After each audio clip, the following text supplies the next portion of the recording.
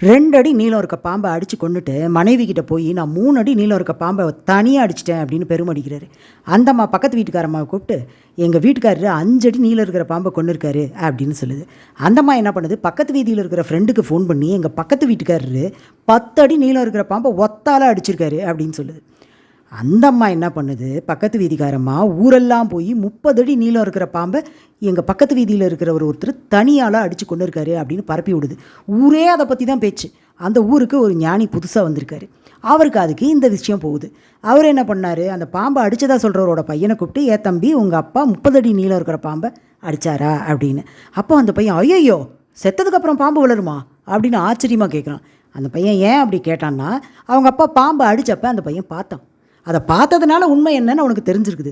அதனால் ஒருத்தர் நம்மக்கிட்ட ஒரு விஷயம் சொல்கிறாங்க அப்படின்னா அதோட உண்மைத்தன்மை தெரியாமல் மற்றவங்கக்கிட்ட அப்படியே பெருசு பண்ணி பரப்பக்கூடாது.